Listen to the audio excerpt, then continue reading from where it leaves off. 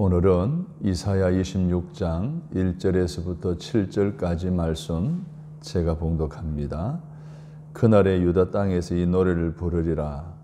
우리에게 견고한 성읍이 있으며 여호와께서 구원을 성벽과 외벽으로 삼으시리로다. 너희는 문들을 열고 시내를 지키는 의로운 나라가 들어오게 할지어다. 주께서 심지가 견고한 자를 평강하고 평강하도록 지키시리니 이는 그가 주를 신뢰함이니이다. 너희는 여호와를 영원히 신뢰하라. 주 여호와는 영원한 반석이시미로다. 높은 데에 거주하는 자를 낮추시며 소선성을 헐어 땅에 엎으시되 진토에 미치게 하셨도다. 발이 그것을 밟으리니 곧 빈궁한 자의 발과 곤핍한 자의 걸음이리로다. 의인의 길은 정직하며 정직하신 주께서 의인의 첩경을 평탄하게 하시도다. 아멘. 심지가 견고한 자에게 평강을 주시는 하나님이라는 제목으로 말씀을 드리려고 합니다. 골리앗 세상에서 다윗 살기라는 제목의 책을 오대식 목사님이 쓰셨는데 그 책 내용 가운데 야곱과 그의 아내들에 관한 이야기가 나옵니다. 야곱이 종살이를 하면서 원치 않게 레아를 첫 번째 아내로 맞아들이게 됩니다. 원치 않은 결혼이라서 그런지 야곱은 마음을 레아에게 주지를 않습니다. 첫째 아들 르우벤, 둘째 아들 시몬을 낳았지만 여전히 아내 레아에 대한 마음은 냉랭한 듯 했습니다. 그 남편의 사랑이 목마른 이 레아는 남편의 사랑을 자기에게 돌리기 위해서 기도합니다.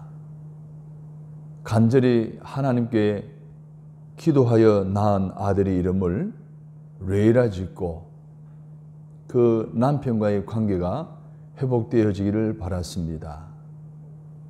그것을 알 수 있는 것은 레이라는 이름이 연합함이라는 의미이기 때문입니다. 그래도 여전히 야곱은 레아에게 마음을 주지 않았습니다. 어떻게 보면 레아는 간절한 마음으로 남편의 마음을 얻기 위해 그 목마른 마음을 가지고 많은 노력을 했지만 결국은 성공을 이루지 못하지요. 넷째 아들을 놓는데 넷째 아들을 낳은 다음에 그 이름을 유다라 짓습니다. 유다의 의미는 찬양이라는 의미입니다. 이 아들의 이름에서 주는 것은 더 이상 야곱을 그렇게 목매듯 갈망하지 않겠다. 야곱을 통해서 채우고자 하는 그 목마름, 이제는 부질없다. 나의 목마름을 채워줄 수 있는 분은, 내가 의지할 분은 오직 하나님밖에 없다. 라는 그런 믿음을 가지고 아들을 주신 것을 인하여 하나님을 찬양합니다. 무엇을 의미합니까? 설령 남편이 사랑해 주지 않더라도 남편에게 잘 보이기 위해서 살지 않고 하나님을 의지하고 하나님을 찬양하며 살겠다라는 그런 고백입니다. 의지의 대상을 남편에게서 하나님께로 바꾸었다는 겁니다. 이런 결심하는 레아의 마음에 평강이 찾아왔고 그 입술에서는 찬양이 터져나오는 삶을 살았습니다. 그동안 셋째 아들 낳기까지 남편의 사랑을 얻기 위해 목말라 하며 남편을 의지하고만 했던 그의 삶의 태도가 완전히 바뀌었습니다. 부질없는 것임을 알았는지, 더 이상 불가능함을 알았는지 이제는 하나님만 의지하겠다는 거예요. 하나님을 찬양하겠다는 거예요. 그래서 네 번째 낳은 아들 이름을 찬양이라고, 유다라고 지은 거예요. 삶의 태도가 완전히 바뀌었어요. 남편을 의지하고 사람을 의지하는 그 삶이 온전히 하나님을 의지하고 하나님을 찬양하겠다는 삶의 태도로 바뀌어진 거예요. 자, 여기서 우리가 알아볼 것은 레아가 문제 해결받았고 응답받아서 찬양한 것이 아니라는 거예요. 그에게는 여전히 저의 목마름을 남편으로부터 채울 수가 없었습니다. 남편을 의지했지만 남편의 의지가 되지는 못했습니다. 그럼에도 불구하고 찬양한 거예요. 야곱을 오매불망 바라봤지만 채울 수 없었던 목마름, 그 목마름을 채울 수 있는 분은 오직 하나님 한 분밖에 없다는 사실을 깨닫고 넷째 아들을 낳은 뒤에 찬양이라고 이름을 지은 것입니다. 이처럼 찬양은 우리의 필요가 채워져야 할 수 있는 것이 아닙니다. 여러분, 기쁨과 평안은 문제가 해결되어졌다고 주어지는 것이 아니에요. 우리가 누구를 의지하느냐에 따라 달린 거예요.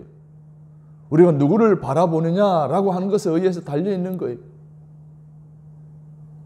사랑하는 여러분, 우리의 필요가 채워지지만이 좋은 일이 있어야지만, 감사할 일이 넘쳐야지만 찬양하는 우리의 삶의 모습을 질타하는 것 같지 않습니까? 우리에게 평강과 기쁨이 우리가 문제 해결되었을 때에 우리는 그것을 누리는 수준 낮은 신앙의 모습으로 살아가고 있지는 않습니까? 하나님을 진실하게 의지하면 어떤 상황 속에서도 이렇게 찬양할 수 있고 기쁨과 평안을 누릴 수가 있는데 말입니다. 오늘 우리의 삶의 태도가 바뀌어져야 할 시점이 아닐까요? 환경은 바뀌지 않아요. 똑같은 것이 1년 이상 지나지고 있어요. 너무 더 힘들어요. 더 모든 경제적인 상황은 옥죄해 와요. 오늘 우리에게 주어지는 이 문제들이 해결될 기미는 일어나지 않아요. 여전히 우리는 그런 가운데서도 사람을 의지한다면, 오늘 우리의 목마름을 사람을 통해서 채우려고 한다면 결코 우리는 찬양하기보다는 원망할 수밖에 없고, 기쁨과 평강이 주어지기보다는 불평과 고통이 따를 수밖에 없는 거예요. 그러나 우리의 삶의 태도를 바꾸면, 어떤 상황 속에서도 하나님을 의지하면, 하나님만 바라보면 하나님께서는 오직 나의 문제를 해결해 줄 수 있는 유일한 분임을 믿는다면 우리는 어떤 상황 속에서도 찬양할 수 있고, 그런 상황 속에서도 기쁨과 평강을 누릴 수 있다는 이 놀라운 사실의 은혜를 오늘 저와 여러분이 얻게 되시기를 주님의 이름으로 축복합니다. 오늘 본문 3절에 보십시오. 주께서 심지가 견고한 자라 이렇게 표현하고 있습니다. 이 심지가 견고한 자를 세 번역에서는 주님을 의지하는 사람들이라는 번역이 되어져 있습니다. 심지가 굳었다는 건 뭡니까? 믿음의 뿌리를 하나님께 두었다는 거예요. 하나님을 의지한다는 거예요. 하나님을 믿는다는 거예요. 그래서 영어 성경에 보면 그 문장을 주님을 의지하는 사람에게 완벽한 평안을 주신다는 거예요. 퍼펙트 피스를 주신다는 거예요. 오늘 우리가 원하는 완벽한 기쁨과 평안, 주를 의지하는 자에게 주어지는 것임을 말하고 있습니다. 계속해서 이사야 선지자는 외치죠. 4절에 보십시오. 너희는 영원토록 주님을 의지하여라. 주 하나님만이 너희를 보호하는 영원한 반석이시다 라고 세 번역에서는 그렇게 기록하고 있어요. 주님을 의지하는 사람은 어떤 상황 속에서도 흔들리지 않고 주님께서 반석과 산성이 되어주심을 느끼며 참된 평안함을 누릴 수 있다는 거예요. 진정 오늘 우리가 의지하는 누군가가 누구입니까? 오늘 우리가 바라는 누군가가 누구입니까? 여전히 사람입니까? 여전히 이 세상입니까? 오늘 이사야가 그랬듯 레아가 그랬듯 오늘 우리의 삶의 태도는 바뀌어져야 할 시기라고 여겨지기에 오늘 간곡하게 부탁을 드립니다. 심지가 굳은 자에게 하나님 평강을 주십니다. 주님을 의지하는 자에게 하나님 평강을 주시는 거예요. 그러므로 주님을 의지함으로 오늘도 주님이 주시는 평강을 누리시기를 바랍니다. 그 평강의 복을 받으시기를 바랍니다. 그리고 그 평안을 다른 사람들에게 흘러보내시는 여러분 되시기를 주님의 이름으로 축복합니다. 기도하겠습니다.